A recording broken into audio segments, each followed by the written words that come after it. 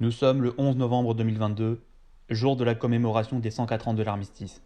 Nous allons donc profiter de ce jour pour retourner au début du siècle dernier, à l'aube de la Première Guerre mondiale. Et de ces... Non, en vrai, j'ai écrit cette vidéo le 24 juillet et je viens tout juste de terminer le jeu, mais ma situation professionnelle remarquable, m'empêchant de faire des vidéos quand je veux, je suis contraint de devoir anticiper. Cette phrase vient tout juste de voter pour la suppression de la redevance télé. Soldat inconnu mémoire de la Grande Guerre est sorti en 2014 sur les différents supports de l'époque, puis sur Switch quelques années plus tard. L'année de sortie du jeu n'est pas anodine, puisque ce fut l'occasion de commémorer le centenaire du début de la Première Guerre mondiale. Centenaire, hein, on est bien d'accord, hein, pas bicentenaire. C'est grâce à des gens comme Jack Lang qu'on fête le bicentenaire, les enfants. Parce que je vous rappelle qu'à l'époque de Giscard, il n'avait pas fêté le bicentenaire, hein. Le contexte est centré autour de la famille Chaillon, constituée d'Émile, sa fille Marie et son gendre Karl, tous deux heureux parents d'un petit Victor. Ce petit havre de paix est brisé en 1914 avec... 2 heures après l'annonce de la mobilisation générale, les Allemands vivant en France sont priés de quitter le pays. Ça va, je te dérange pas? Karl est l'un d'entre eux. Karl se voit expulsé de la France alors que c'est un blond. Bel entraînement avant que la France ne change de cible un siècle après. Et se voit contraint de s'enrôler dans l'armée allemande. Émile de son côté fait partie des appelés français. Et on le voit hisser notre drapeau tricolore avant de partir, laissant Saint-Mihiel et toute sa vie derrière lui. En plus des deux protagonistes, on retrouvera également Freddy, volontaire américain ayant des comptes à régler avec l'Allemagne. Anna, étudiante belge installée à Paris et à la poursuite de son père, scientifique enlevé par le général Von Dorf.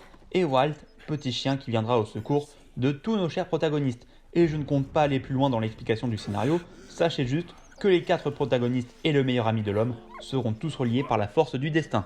Le jeu parvient à se montrer enfantin dans ses décors au style semblable à Rayman Origins ou Rayman Legends, ce qui est on ne peut plus normal puisque le même moteur graphique a été utilisé pour le développement de tous ces jeux. Il n'empêche que Soldat Inconnu est très plaisant à regarder malgré la tristesse des événements. On parvient à retrouver une réelle beauté dans la description des différents décors, passant par les tranchées, les grottes, les mines, la caserne militaire de Saint-Mihiel. Tout est absolument joli à regarder. Tout est très détaillé du premier plan à l'arrière-plan. Les animations des personnages, les décors de fond, chaque élément donne une vie au jeu, nous permet de se sentir immergé dans les aventures d'Émile et de ses compagnons. Dans ces niveaux tantôt linéaires, tantôt labyrinthiques, nous devrons parfois résoudre des énigmes afin de pouvoir accéder à la suite.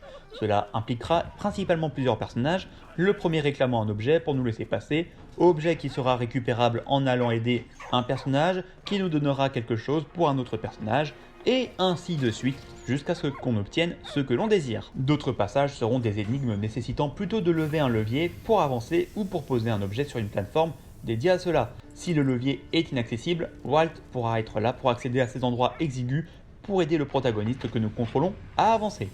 Au cours de ces niveaux, nous pourrons récupérer divers objets avec une petite explication pour chacun d'entre eux. Tous auront un lien plus ou moins étroit avec les événements de la Première Guerre mondiale. Il pourra s'agir d'une lettre, d'un porte-bonheur, ou tout simplement d'une quelconque babiole. Ils ne sont pas obligatoires et n'ont aucune incidence sur l'histoire, mais récupérer un objet pour avoir un ou deux détails de plus sur l'histoire ne fait pas de mal à qui que ce soit. Les personnages auront également certaines spécificités, avec Émile pouvant creuser avec sa pelle. Attention au missile, attention au... J'ai dit de faire attention! Freddy, avec sa pince coupante, peut nous débarrasser des barbelés, Walt peut se faufiler dans les petits trous, Karl est blond, et Anna...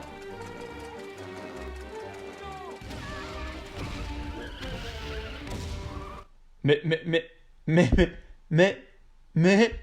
Des niveaux musicaux!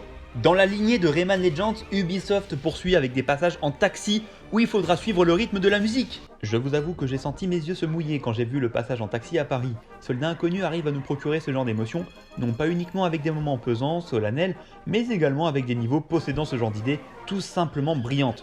C'est du haut niveau. Cependant, l'intégralité du jeu n'est pas de cet acabit, l'aspect non linéaire du jeu est très appréciable, avec ses énigmes, ses phases d'infiltration, et que sais-je encore, mais le nombre d'allers-retours peut devenir très élevé au sein d'un même niveau, et cela aura plus le sentiment de frustrer le joueur que de le plonger dans une quête semée d'embûches et d'énigmes. À certaines reprises, on pourra faire face à des incohérences, comme ici. Émile, l'objet est juste là, sous tes yeux.